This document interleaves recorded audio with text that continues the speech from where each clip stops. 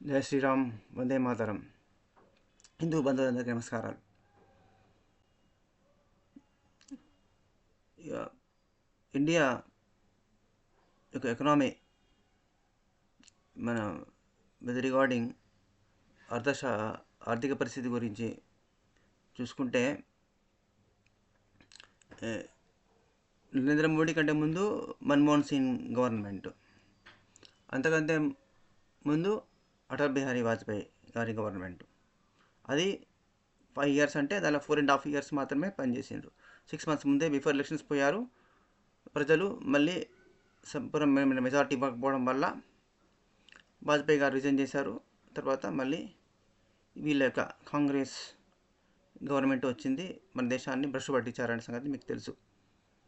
అయితే ఏంటంటే, మనం before talking about the present economy, ఇప్పటి ప్రస్తుత ఎకానమీ నుంచి కంటే ముందు కూడా మనము వాజ్పేయి యొక్క 5 years టెన్యూర్ రాజపీయంగా ఆయన టెన్యూర్ లోపల ఎకానమీ ఎలా ఉంది అనేది మనము కొంచెం వెనక్కి వెళ్ళి చూసుకుంటే you would be surprise. Lot of people don't know అసలు వాజ్పేయి గవర్నమెంట్ ఎందుకు ఓడిపోయిందని ఆశ్చర్యం కలుస్తుంది తెలుసా అండి.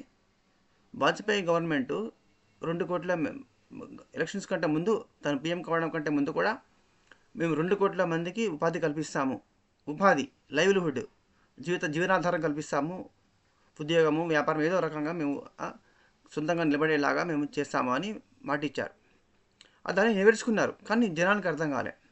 ఏం చేశారు వాజ్పేయి గారు? ఒక్క సెక్టార్ను తీసుకున్నారు. ఏంటి? టెలికాం రివల్యూషన్ తీసుకొచ్చారు. మన మొబైల్ టెలిఫోన్ రివల్యూషన్ తీసుకొచ్చింది అనమాట. దాని విప్లవం తీసుకొచ్చిండ్రు. దాంతో ఏమైంది? కేవలం ల్యాండ్ ఫోన్ల మీద ఆధారపడినటువంటి భారతదేశ ప్రజల లోపల అత్యధిక మందికి 80% జనానికి అసలు ఫోన్ అనేది అవైలబిలిటీ లేదనమాట. ఎక్కడన్నా బస్ స్టాండ్లలో, రైల్వే స్టేషన్లలో కాయిన్ బిల్లులు వేసుకొని ఫోన్ చేయాలి, మాట్లాడాలి, లేకపోతే లేదనమాట. సొంతంగా జబ్బులో ఫోన్ అనేది అసలు కళ్ళలోనే ఊహించలేనటువంటి విషయం అనమాట. దాంతో టెలిఫోన్ రివల్యూషన్ తీసుకురావడం వల్ల, మొబైల్ రివల్యూషన్ రావడం వల్ల డైరెక్ట్గా 4-5 కోట్ల మందికి 5 కోట్ల మందికి దాదాపు ఉపాధి కలిగింది. ఇండైరెక్ట్గా ఒక 10 కోట్ల మందికి ఉపాధి దొరికిందండి. ఫర్ ఎగ్జాంపుల్, ఒక టెలిఫోన్ ఉందనుకో, ఇప్పుడు షాపులు అమ్ముతారు, సెల్ ఫోన్ కొనుక్కోవడానికి షాపులు పెడతారు. దాన్ని రీఛార్జ్ చేయడానికి రీఛార్జింగ్ సెంటర్లు పెడతారా లేదా? ప్రతి నెల రీఛార్జ్ చేసుకుంటావా లేదా? రిపేరింగ్లు, ఇట్లా అనేక రకాలుగా దేశం మొత్తంలో పడా ప్రతి ఊర్లో ఎన్ని షాపులు పడ్డాయి, టెలిఫోన్ షాపులు పడ్డాయి, మొబైల్ షాపులు ఎన్ని పడ్డాయి, రిపేరింగ్ షాపులు ఎన్ని పడ్డాయి, రీఛార్జింగ్ సెంటర్లు ఎన్ని పడ్డాయి. దీనివల్ల ఉపాధి కల్పన దొరకలేదా? ఇప్పుడు ఒకడు షాప్ పెట్టి బతుకుతున్నాడంటే వాడు ఒక్కడే బతుకుతున్నాడా? వాడి భార్య, వాడి ఇంట్లో ఇద్దరు పిల్లలు, అమ్మా నాన్న, ముసలోళ్ళు, పిల్లలు ఉంటారు కదా, వాళ్ళందరూ బతుకుతున్నారంటే ఒకటి ఉపాధి దొరికిందంటే వాడి కుటుంబం బతుకుతుంది. ఆ రకంగా చూసుకున్నప్పుడు కనీసం 5 కోట్ల మంది అంటే కనీసం 10 కోట్ల మందికైనా లైవ్లీహుడ్ దొరికిందా, జీవనాధారం దొరికిందా లేదా? వాజ్పేయి గవర్నమెంట్ ద్వారా గ్రాండ్ సక్సెస్ అనమాట ఎకానమీలో విషయంలో పట అటల్ బిహారీ వాజ్పేయి గారు. కానీ మేము అన్నమాట నిలబెట్టుకున్నాము, మేము ఇంతగా డెవలప్ చేశాము, ఇంతమందికి ఉపాధి దొరికిందని సరైన విధంగా ప్రచారం చేసుకోవడం చేత కాలేదు బీజేపీ గవర్నమెంట్కు. అప్పుడు అరుణ్ జైట్లీ అనే ఒక గొప్ప మేధావి గారు ఉండేవారు అనమాట. ఆయన సలహాతోనే 6 నెలల ముందు ఎలక్షన్స్ వెళ్ళడం జరిగింది. ఇండియా షైనింగ్ అని ఒక స్లోగన్ ఇచ్చి భారతదేశం మెరిసిపోతుంది అని ఒక స్లోగన్ ఇచ్చారు. దాంతో ఏమైంది? వీళ్ళు ప్రతిపక్షాల వాళ్ళు, కాంగ్రెస్ వాళ్ళు, కమ్యూనిస్ట్ వాళ్ళు, ఈ చిల్లర ఫ్యామిలీ పార్టీ వాళ్ళంతా కూడా బనాయించిండ్రు. వెలిగిపోతుందట, మీ జీవితాల్లో వెలుగు వచ్చిందా, మీరు కరోడ్పతులు అయ్యారా, మీరు బంగ్లా కొన్నారా, మీరు కారు కొన్నారా అని బనాయించారు జనాన్ని. దాంతో జనానికి రెచ్చిపోయి జనానికి కోపం వచ్చేసింది. వాజ్పేయి గారిని ఓడించారనమాట. అంతకుముందు ఎంత దరిద్రం బతికినా మర్చిపోయినారు, అదంతా మర్చిపోయినారు. జబ్బులో ఫోన్ వచ్చిందనే విషయం మర్చిపోయినారు. అది గుర్తించలే. అది వాజ్పేయి గవర్నమెంట్ తీసుకొచ్చినటువంటి గొప్ప విప్లవాత్మకమైన చర్య అని దాన్ని గుర్తించలేదు. హిందూస్కు తెలివి చాలా తక్కువ ఉందండి. ఎక్కువ మందికి అమాయకులు ఉన్నారు. ఎంత అమాయకంగా మూర్ఖత ఉంటే వాడు అంత ఇంటెలిజెంట్ మేధావి అనుకుంటాడు అన్నట్టు. వాడు రోడ్డు పక్కన ఉన్న బండి కాడ చాయ్ తాకుంటే వాడు మొత్తం ఇంటర్నేషనల్ పాలిటిక్స్ని అనలైజ్ చేస్తారు. అటువంటి వాళ్ళు ఉంటారు అనమాట. మందు కొట్టుకుంటూ జగమే మాయ బతికే మాయ అని పాట పాడతారు. వాడు మందు కొట్టడానికి జగమే మాయ అని ఎట్లా తెలిసింది మనకి? అంటే ఒక బ్రహ్మర్షి సద్గురువు మాట్లాడే మాటలను వాడు 60 ml వేసుకొని 60 ml 90 ml తాగినప్పుడు వాడు మాట్లాడే డైలాగ్ కూడా సేమ్ అదేలాగా ఉంటాయి అనమాట. ఇన్ ఇండియా దర్ ఈజ్ ఒక జోక్ ఉంది. ఫారెన్ లోపల, వెస్ట్ లోపల, యూఎస్లో, యూరోప్లో ఇంకో జోక్ వేస్తారు ఇండియన్స్ గురించి. In India everybody is a philosopher అంటాడు. భారతదేశంలో ప్రతి ఒక్కటి ఫిలాసఫీ అయినట్టు ప్రతి ఒక్కటి ఫిలాసఫీ మాట్లాడతారట అని వెస్ట్లో యూరోప్ ఇలా అంటారు. ఇప్పుడు యూరోప్లో ఇటువంటి మాటలు మాట్లాడారు ఇవాడు కూడా. జగమే మాయా బ్రతుకే మాయా అని ఇటువంటి మాటలు మాట్లాడరు. ఇంకా వాళ్ళకి ఇది ఫిలాసఫీ తెలియదు వాళ్ళకి. వాళ్ళు ఎన్నడూ వినలే, వాళ్ళ జీవితంలో ఎన్నడూ చూడలే వినలే వాడు ఇటువంటి మాటలు. ఇక్కడ మనకు అన్ని కామన్ అన్నట్టుగా దేవదాస్ సినిమాలో ఎక్కినాయి నాచారావు జగమే మాయంగానే ఆ సినిమా చూసి అందరూ అదే మాట డైలాగ్ కొట్టుకుని మొదలు పెట్టారు. అట్లా సరే, వాజ్పేయి ఒక్క సెక్టార్ లోపల ఒక దాదాపు 10 కోట్ల మందికి జీవనాధారం కల్పించిందండి. కనీసం 5 కోట్లు వేసుకోండి ఒక్కసారికే. దాన్ని ఓడించారు, పంపించారు. జనానికి నచ్చలే డెవలప్ చేయడం. మేము ఇంట్లో దరిద్ర బతికినాం, ఇప్పుడే డెవలప్ చేస్తే ఎట్లా, ఇట్లా డెవలప్ చేస్తే ఎట్లా అని నచ్చలే, ఆయన ఓడించి పంపించారు. కానీ కాంగ్రెస్ అంతకన్నా సీట్లు తక్కువనే వచ్చినాయి, కాంగ్రెస్ ఏం సమర్థించలే. కానీ వాజ్పేయి పూజ మీద రాకపోవడం వల్ల వాజ్పేయి గారికి కోపం వచ్చేసి అలిగి నేను ఇంకోటి సపోర్ట్తో నేను పీఎం చేయాలని చెప్పి ఆయన వెళ్ళిపోయారు. తర్వాత మళ్ళీ ఈ దరిద్ర పోల్లో మళ్ళీ దరిద్ర పార్టీ వచ్చింది.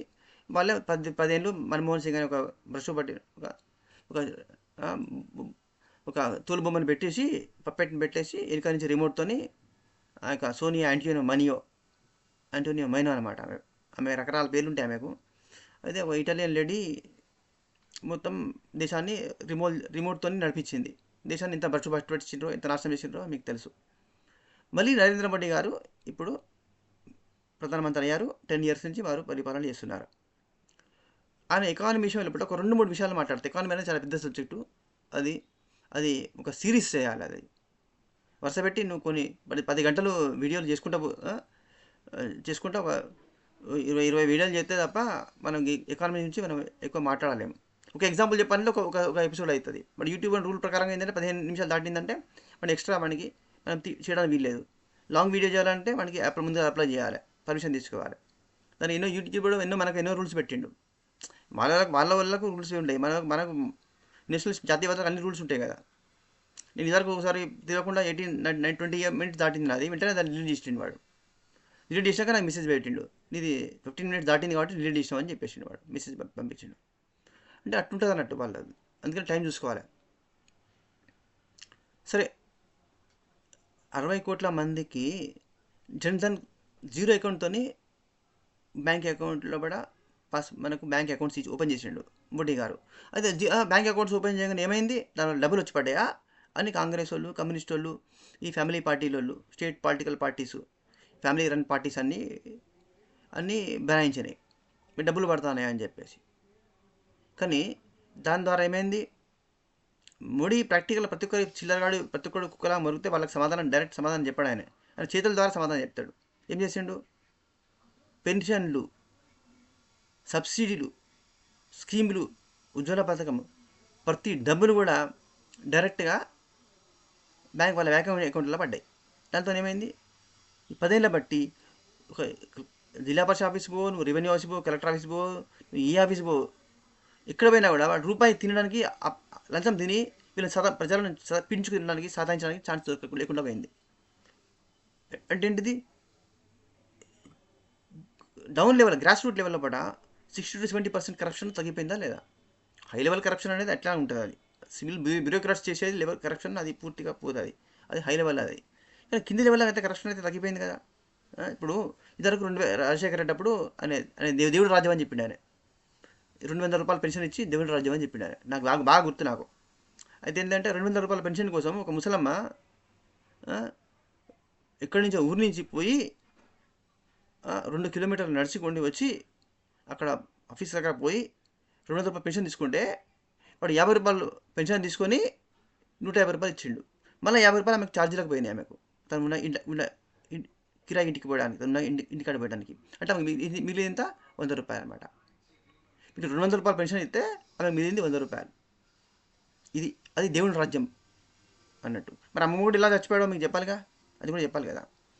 ప్రతి ఊరుకు గల్లీకి రాజశేఖర రెడ్డి ఆ దేవుడి రాజ్యం ఆయన ఏం చేసిండంటే బెల్ట్ షాపులు పెట్టి ఓపెన్ చేసిండు. ఆయన మొత్తం మద్యాన్ని ఎరువులే పారించిండు అనమాట.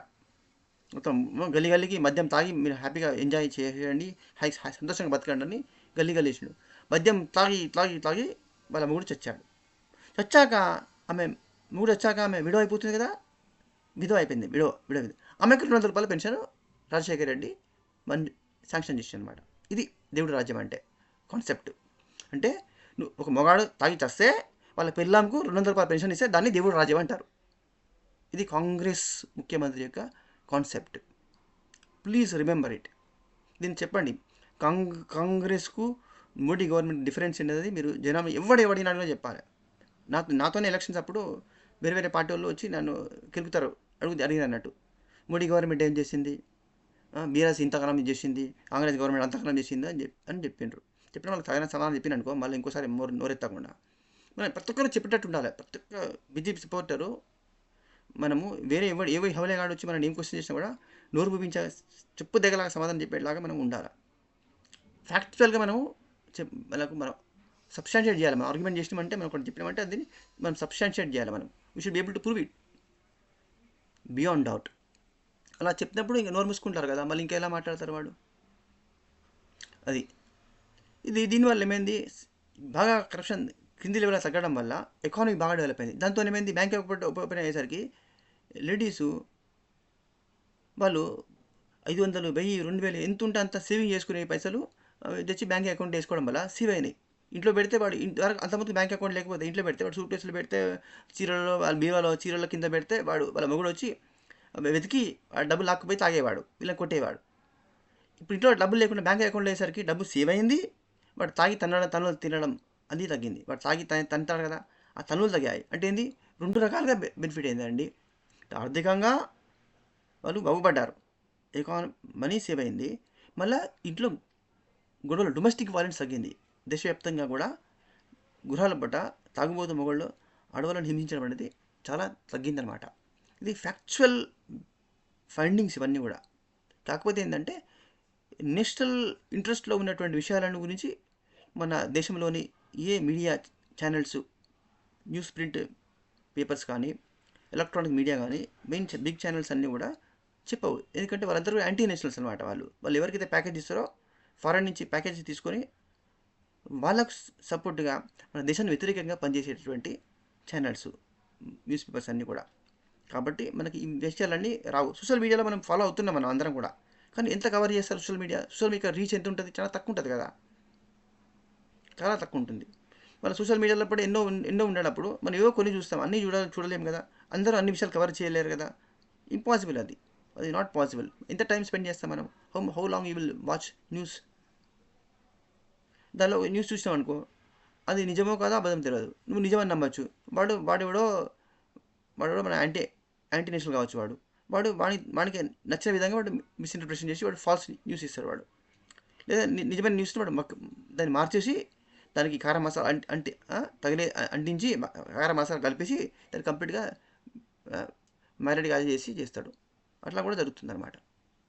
సో ఒక చిన్న ఇక మన ఇంకేంటిది, పెద్ద కరెన్సీ 1000 రూపాయల నోట్లో రద్దు చేసిండు. దాంతో ఏమైంది, ఫేక్ కరెన్సీ పాకిస్తాన్ నుంచి, బంగ్లాదేశ్ నుంచి, జూనాబేది నుంచి ఫేక్ కరెన్సీ అంతా కూడా లక్షల కోట్ల ఫేక్ కరెన్సీ ఏదైతే ఇండియాలోకి వస్తున్నదో అది మొత్తం ఆగిపోయిందా లేదా. దానివల్ల ఏమైంది, ఇక ఈ దొంగ కరెన్సీ మొత్తం ఆగిపోవడం వల్ల black marketing, trafficking, drug smuggling, terrorism చాలా తగ్గి దేశము లా అండ్ ఆర్డరు ఇంప్రూవ్ అవ్వడం వల్ల foreign investments, FDI foreign direct investment అనేది బాగా పెరగడం వల్ల ఎకానమీ పెరిగి మన దేశం గొప్ప ఆర్థిక శక్తిగా డెవలప్ అవ్వడానికి ఛాన్స్ దొరికింది. మోడీ రాకముందుకు 12th నుంచి 11కి వచ్చింది మోహన్ సింగ్. అప్పటికి 10 ఏళ్ళు కొట్టుకుంటా అది మన అడ్డగోలుగా అన్ని రేట్లు పెంచుకుంటూ పోతే అది కాస్త 11 నుంచి దాన్ని 5కి తీసుకొచ్చిందా లేదా ఇప్పుడు నరేంద్ర మోడీ. ఇప్పుడు మనం నెక్స్ట్ మనం 3rdకి వెళ్ళిపోతాం, మనం 3rd ప్లేస్కి మనం రాగలుగుతాం. ఇది ఇంత ఎకానమిక్ గ్రోత్ అనేది ఎట్లా పాసిబుల్ అయిందంటే కొన్ని మంచి స్టెప్స్ తీసుకొని నిజాయితీగా వర్క్ చేయడం వల్ల సాధ్యమైంది. ఇది ఎకనామిక్స్ అనేది ఈ ఆర్థిక వ్యవస్థ ఎలా మార్పు చెందుతూ వచ్చింది ఇండియాలో అనేది 75 years లోపల. అది మొదటి నుంచి జవహర్లాల్ నెహ్రూ నుంచి మొదలుపెట్టుకొని ఇక్కడ వరకు మనం చేయాలంటే ఒక సీరియల్ లాగా చేయాలి. we shall discuss some more points with regard to economy in the next video. Please support and subscribe. Nationalist వాయిస్ను బాగా సపోర్ట్ చేయాలి, జాతీయ వాణిని వినిపించాలి. ఇంకా మీ ఫ్రెండ్స్ను, మీ రిలేటివ్స్ను జాతీయవాదులుగా మార్చండి, దేశాన్ని రక్షించండి. వందే మాతరం. జయ శ్రీరామ్.